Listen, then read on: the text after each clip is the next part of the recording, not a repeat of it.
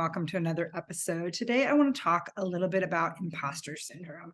It is something we all have. I think sometimes we see things that are out on social media, we see things that are going on in the world, and we have this sensationalized perspective around how we think other people's lives really are unfolding and what's really going on. And so oftentimes I've had so many people through the course of my life, whether it was when I was in corporate, whether it's now doing what I've been doing for almost a decade now, people will say things like, Candy, you always have your shit together.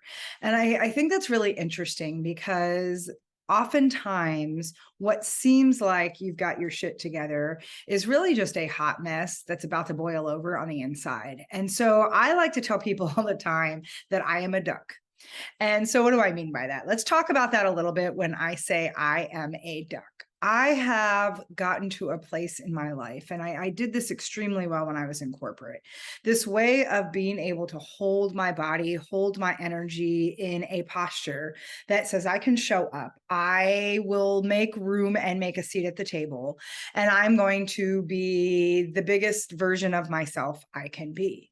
Yet what people don't understand is oftentimes what you see on the surface is that I have this ability to create this poise. And think about most of us. We have these masks, we have these layers, we have these ways that we show up when we need to, right? We show up, and oftentimes, if you look at any leader in history, they are showing up for times when they're scared shitless.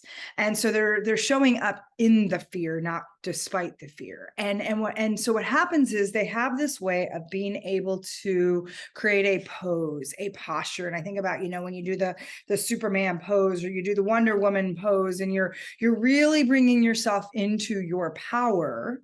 What happens is while we create this stance, while we create this opportunity to show up, we're like the little duck whose legs underwater are going a mile a minute. And so I say I'm a duck. I have gotten really good at being able to control the energy in the upper half of my body, whether I'm on video, whether I'm sitting at a board meeting, whether I'm connecting with a new client. And oftentimes when I feel the imposter syndrome creep in, and I will say there are times when it creeps in, kind of just a little bit. And there's other times where it's like a roaring, lion roar in my ear. I find myself kind of holding that stance. And what happens is then my legs are going a mile a minute. And so, back when I was in corporate, and I'm looking for one right now, I used to be one of these people. Click, click, click, click, click, click, click, click, click, click, click, click, click, right? We all had these nervous habits, whether it's, you like to pull your hair, whether you bite your lip, whether you're fidgeting with your hands, where you're picking at your nails, whether you're shifting in your seat, whether you're constantly rubbing your legs, whatever it is, we all have these signs that allow us to channel nervous energy. And mine used to be, I used to click pens. I was sitting in a board meeting once back in my corporate days, and someone's like, who is clicking the pen? And I was like, oh shit, it's me, right? So I dropped the pen and I started to let my legs go.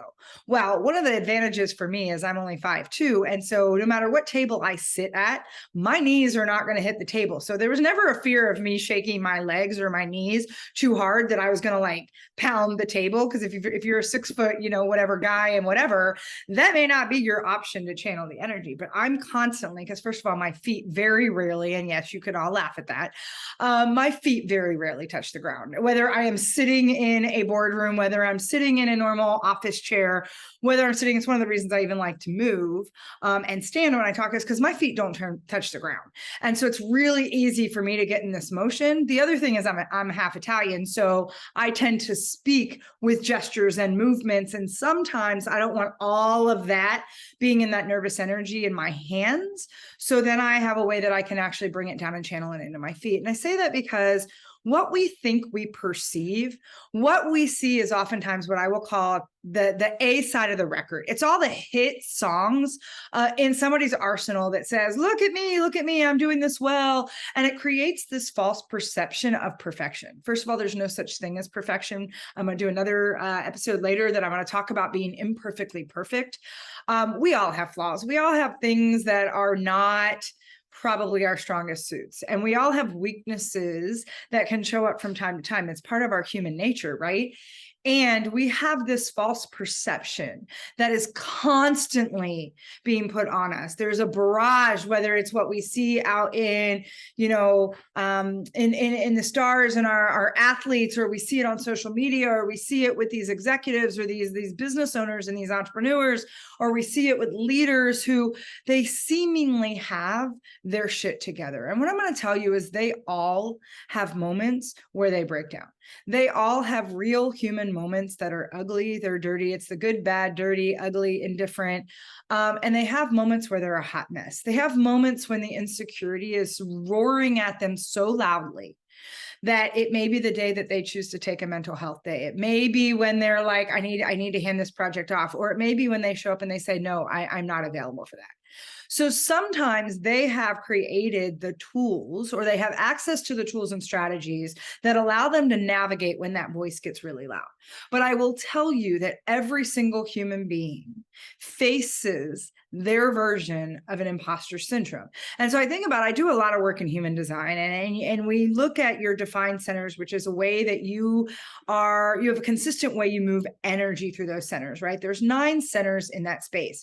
Every one of us has at least one center that is open or undefined for us, which means we have an inconsistent way, and we can be easily influenced by other people, our environments, and things outside of us. I will say that one of my undefined centers or open centers is my ego, which means I oftentimes question my value, my worth, my enoughness, and have been in spaces in my life where I felt I needed to prove things, or I have sought for validation that was outside of myself. Now, part of my journey and part of the work that I've done throughout the course of my life, and why I get to show up with you, is because I've done a lot of healing of that trauma and that story, that narrative that lives in that open space where that fear shows up to say, who am I? I'm not enough. Do I have permission? That it's only when you can be in that space to say, I choose. And so your open and undefined centers, there's this space where you get to choose. And some people, their imposter syndrome might show up from an open spleen, which is all about, do they feel safe? And so if you have an open or undefined spleen, you're thinking, I don't feel safe. This isn't safe for me to take this risk. I don't know, that's really uncomfortable. So I'm going to pull that back. What if I fail? What if they make fun of me? What if I get judged? These are all those fears that come out of that center. And so when we're in that space, sometimes it can hold us back, and imposter syndrome can rear its ugly head. So we all have these shadow questions, or we have these triggers, or we have these fears, this narrative. And that's what it is. It is a narrative that shows up for us in any space where we have this openness, where we have the defined spaces in our design. We actually have a knowing and have a consistent way that we show up in that space. It's typically our superpowers. It's where we can rely on how to get stuff done, or rely on how to take action, or rely on whatever it might be that we can emotionally regulate through different crises and conflict. For example, one of my superpowers is I'm able to do that, while there's other people that have an open solar plexus, where not only are they taking in everybody else's energy and emotion, they oftentimes don't know how to discern between that, and they tend to avoid conflict because it really makes them feel uncomfortable. And so again, when they could be put in a situation where they're now asked to facilitate or to lead or to handle a crisis or conflicted situation, they could feel that imposter syndrome come to the table because they don't have a natural and consistent way they can tap into that.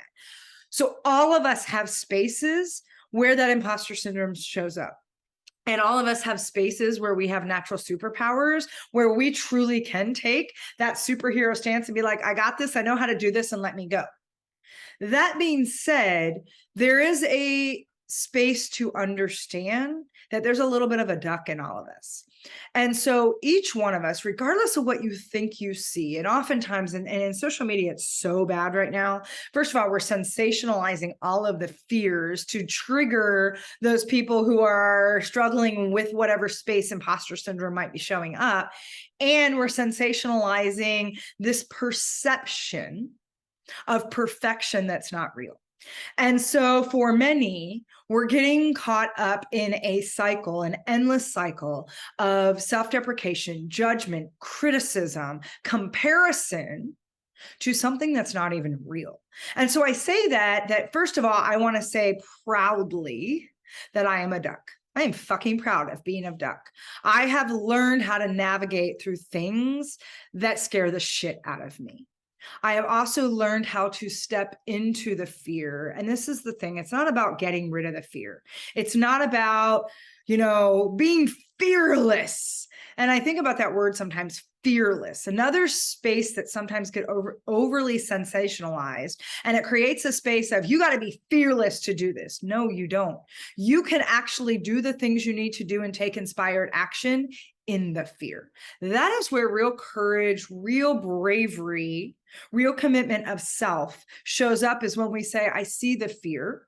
I recognize the fear. I'm willing to be curious and lean into what the fear is trying to show me. And I'm going to walk through this shadow, this darkness, to get to the light.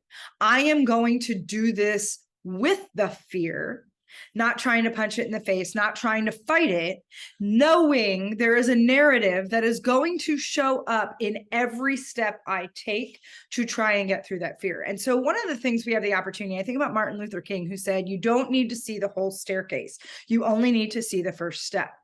We need to make decisions in the present moment that allow us to recognize, become aware of, and honor the fear that's showing up for us, and be able to take each step as it presents to walk through to the other side. So when that imposter syndrome is showing up and you're feeling the duckiness, come to the table where you're like, oh my God, I got to puff up and my legs are just running a mile a minute under the water. By the way, if you've ever seen a duck, it's what they do when they sit in the water and they look calm and serene and they look like they're just kind of whatever. Their legs are going a mile a minute under the water. It's how they stay upright, right? So I think about that analogy when I honor my duckness. That's a word. I'm going to make it up. I honor the duck in me. And I honor the duck in you. So maybe we need to call it duckiste, right? Instead of namaste, it's duckiste. I'm going to honor the duck in you, and you can honor the duck in me, and we can honor the duck in all of us. Because we all have that duck. We all have the spaces where we need to tap into brave. We need to tap into courage that sometimes isn't even in us. We need to sometimes borrow it from others who believe in us more than we believe in ourselves.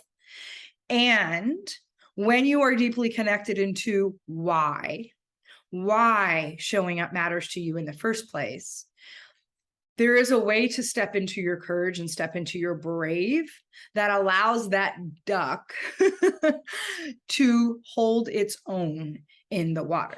And so I say that because one of the opportunities and one of the things we're going to lean into as we get into some of these conversations is really understanding what I will call your what, why, and who. Your what being, what is it you want to create, affect, impact, change, influence, or access in your lifetime? What is it? What is the mark you want to leave on this world? And you'll hear me talk a lot about living legacy. When I think about the word legacy is not this thing that happens when we die. I mean, yes, there's a legacy. There's, financial legacy. There's wealth. There's things we may leave our family, our kids, the next generation. And right now, the two biggest legacies we leave generationally are debt and fear. So I want you to think about that. The stories we hand down that keep people holding themselves back. It's a narrative that keeps getting bigger and bigger and bigger about what we should do or shouldn't do. It's all of the shoulding and shaming we do all over ourselves. So we are handing down this perpetual cycle of fear, generation to generation to generation. In fact, my mom and I were just talking about this morning when we were getting into some programming around language. And we were talking about my last podcast where I talked about I'm a quitter. I'm so damn proud that I'm a quitter and I've quit the things in my life that no longer serve. I get so charged when I hear people say, winners never quit. I'm going to push till I die, but I'm not going to quit. When we need to understand that is such a program that we keep handing down that says, no matter what, don't you quit. No matter what, I don't care if you're bleeding, if you're hurting. I don't care if you're not aligned. I don't care if this makes you miserable. I don't care if this drains you. I don't care if this brings you pain. You better hang on no matter what. Bullshit. Because here's the thing. We need to get in a space where we say, that isn't the legacy I want to keep handing down. I don't want to keep perpetuating this story, this narrative that gets bigger with each generation. It creates this scarcity mindset that says, I'm not enough. There isn't enough. Oh my God, I can't. It paralyzes us in this space where we're being very robotic and allowing ourselves to be led versus showing up in what lights us up and learning how to lead ourselves first. So when I talk about living legacy, I'm talking about that intentional space of how you choose to show up and serve in every moment. And sometimes, like I said earlier, I've taken time off where I'm like, I need a day. I need a wellness day. That is me knowing that I am not in a capacity to give of myself to others. I need to replenish and restore. So my living legacy in that day is today is about self-care, because when I choose me, when I take care of me first, then I have more to put out and give and can shine my life at its fullest and highest capacity. Living legacy is this thing that when you show up in integrity, in authenticity, aligned as fuck in who you are, and show up from a place that says, I'm here to serve, to offer my gifts, my light, the whole reason I'm on this planet, and my soul contract that needs to be activated, then I know that I'm going to show up as the best version of myself today. And I think about Don Miguel Ruiz when he talks about the 4 agreements, and he talks about always do your best. Your best changes from moment to moment. Your best changes from day to day. What I knew yesterday, I now know more today. So as Maya Angelou used to say, do your best until you know better, then do better. Your living legacy says every day I'm learning to be a better version of myself. And here's the irony of that legacy. And some of you are like, oh, I don't really care about a living legacy.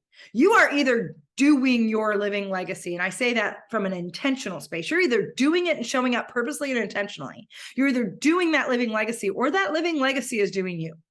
People are experiencing something from you every time you show up, engage, interact, even if it's half-assed. So think about that legacy. How many of you are half-assing your life, where you are not showing up for yourself? You are not showing up for other people. You're not taking time to rest, because that's become some 4-letter word that we're supposed to earn our rest, which is ridiculous. And we're going to talk about all these things that we need to start quitting and change the programming and the narrative so that we can show up at our highest and best capacity and offer the gifts we have to serve the world from where we're at right now. And so I say that because your living legacy is a space that says, I'm showing up even when the fear wants to take me down. I'm showing up when the duck in me is like flapping his wings under the water, and his legs and her legs are going, and she's like, whoa. And I'm going to show up anyway. Because when you understand that, first of all, every single person, I don't care if you look at Oprah, I don't care if you look at Tony Robbins, Brendan Burchard, Brene Brown, I don't care if you look at Kobe Bryant, we all have a narrative. We all have moments where imposter syndrome shows up.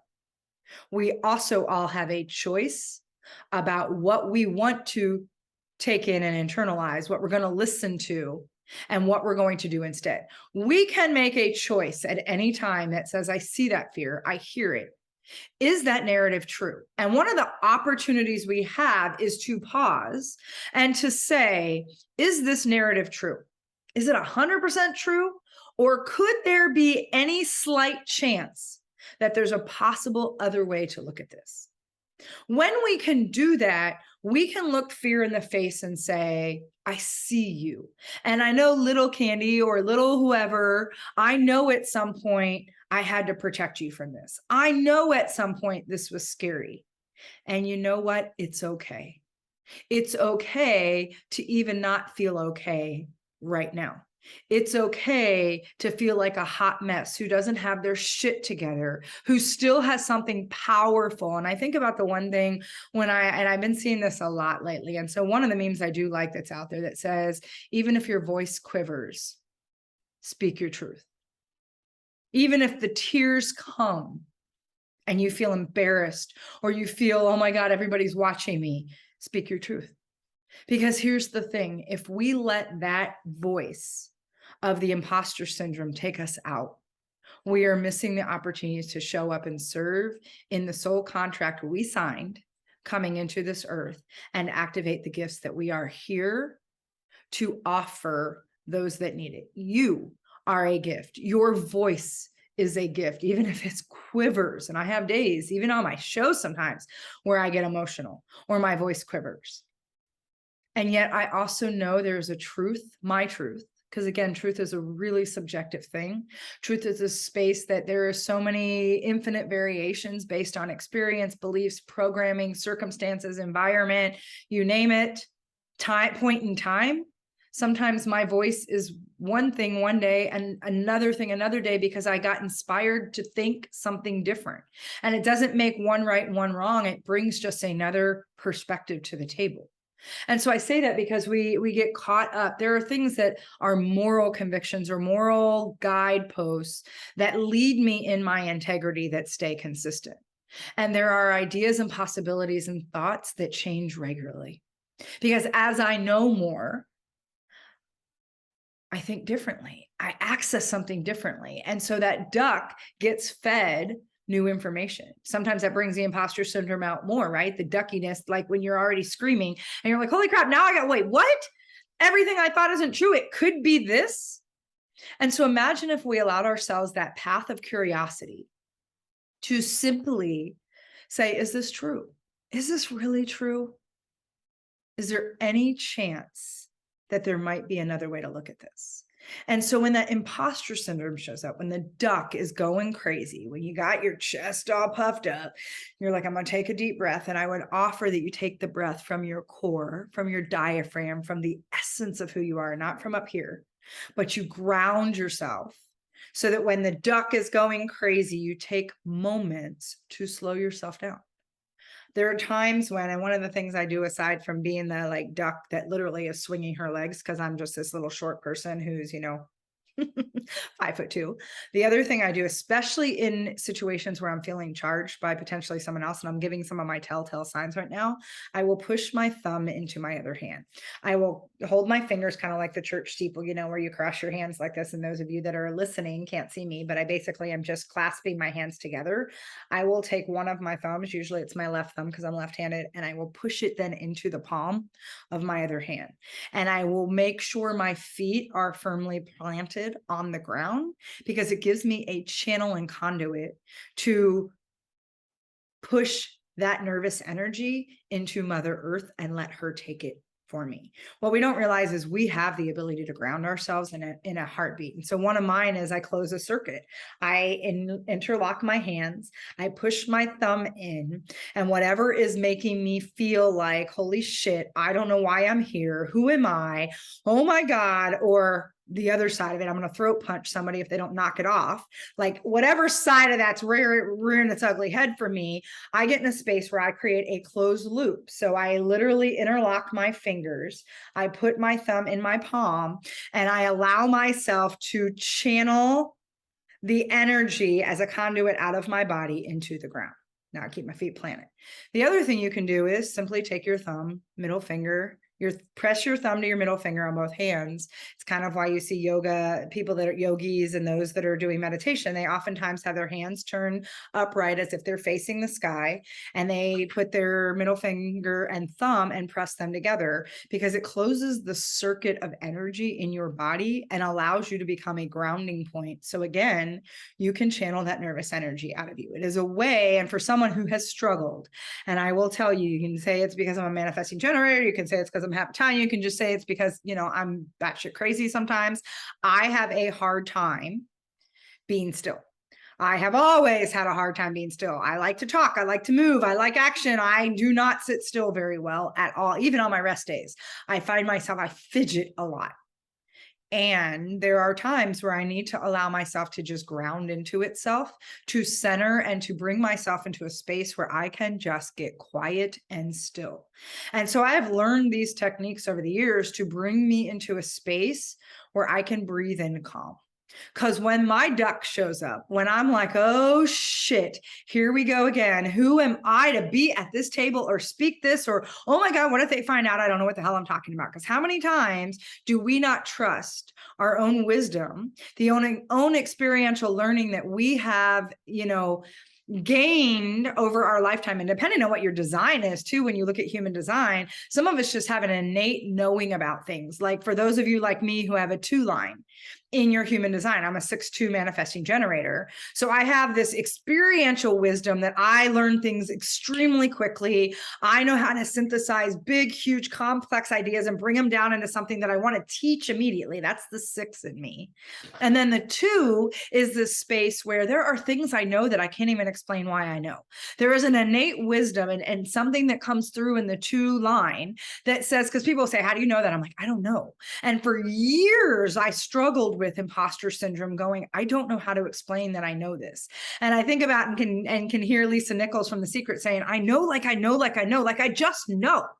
And there'll be times even when I'm on stage, when I'm in front of arenas or I'm in audiences or I'm in my trainings, and something will channel through me. And oftentimes I walk in on my trainings every time and I say, let me be the biggest open channel and conduit for the message you want and need to come through me. And so I speak to my higher consciousness, higher levels of spirituality, and I ask to be a vessel. I ask to serve as a vessel and be a conduit for whatever message needs to come through. And when I'm in that moment and I'm present, I don't prepare a lot. I don't over prepare for my talks, for my trainings. I know the objective of what we want to create. And then I create the container and allow the energy to move, the discussion and the interaction wherever it needs to go. So I really hand that over and surrender. It's one of the few places I do that well, where I surrender and hand that over to be guided. Because people say, how do you do a 3-day workshop? You don't have a single note. I'm like, because I'm being guided. And I know that. And there are times where something comes through that I even will be a little bit like, whoa, where did that come from? I mean, I know where it came from. And I step back and I'm like, do I believe that? Yes. Wow. Game changer. That just changed something. And I don't even know where it came from. I mean, I do. It comes from the higher consciousness. It comes from higher source. It comes from allowing yourself to be an open channel.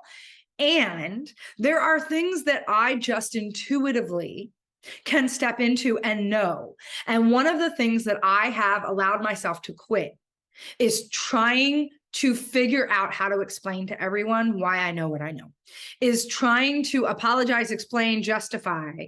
It's making sense of something that isn't supposed to be made sense. It is part of my natural gift as a 2 line. So for any of you that have a 2 in your profile, if you've done your human design, if you've looked at your gene keys, those kinds of things, that 2 line serves a really powerful purpose. And you are here to be a conduit for innate wisdom and intuition that just channels through you, period.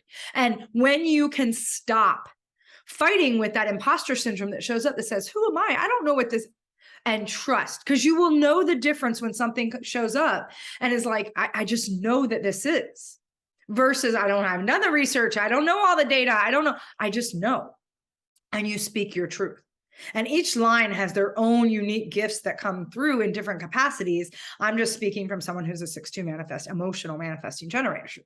So I say that because when that imposter syndrome shows up, we have the opportunity to invite it to the table. And oftentimes, and I know this is where I get hung up a lot, I want to punch it in the face. I literally don't, I want to ignore it or I want to punch it in the face. And what happens is that I'm creating more energy that's actually getting me to a place where I feel contracted. The opportunity is to lean in, to give yourself a space to expand until there are no edges, to breathe into your personal power, and to acknowledge that while I don't know everything, I have every right to be in this place right now with my voice in who I am, and I belong at the table. And I think about, there's a lot of conversation right now about who belongs at the table and have you like allowed yourself to take a seat at the table. And I'm going to so channel Abby Wambach when she did her commencement speak for, forget which university she did for, and she's just like, flip the fucking tables. Can we stop worrying about what table you're going to pull a seat up to and whether you're going to build your own table? Because again, some of that is, do I have permission to be at the table? Can I build my own table? And we just have all this stuff that gets in our way instead of just fucking showing up and speaking your truth. You don't need a table to do that. You just need your voice to be activated in whatever way feels like it's inspired for you. And so I'm going to offer to all of my beautiful, gorgeous ducks out there. I see you. I see you.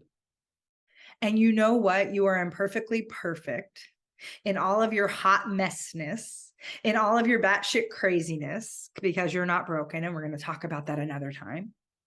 You are enough right now where you're at. And I think about Joel Manby used to say constantly, he's the former CEO of the Herstinger Family Entertainment Company, which is the one that does Branson and like all the theme parks. He said, do for one what you wish you could do for many. Stop waiting to activate your voice. Stop waiting until you feel qualified. Stop waiting until you have all your ducks in a row. By the way, my ducks aren't even in the same pond. While I'm a duck, I guarantee it's like a bunch of squirrels going all over the place, having a full-on rage. There are no ducks in the pond. Stop waiting till everything is perfect or comparing yourself to some perception that is not real of what somebody else is living in their life. Because most of what you see on social media is bullshit. It's not real. It's the A track of the best hits, and nobody's showing you the B track or the songs that never even made the cut.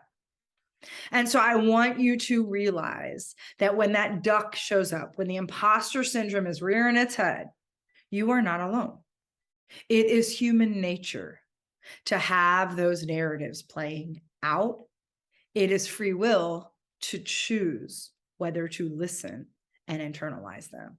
So with that, I hope you will step through the fear anyway. I hope that when the duck shows up, you realize it's a moment that matters. I hope that you trust that you might need to swing those legs. It might help propel you, and you have the ability to slow things down and ground yourself so that you can step into your personal power and activate your voice from a place of authenticity, from a place of integrity, from a place of being connected to your why. And so when we talk about your what being, what is it you want to affect, influence, impact, change, inspire, experience, access? Why does that matter to you? And who do you serve inside that space? So with that, this is Candy. I see you. Duck a stay to you. I see the duck in you. I honor the duck in you, from one duck to another.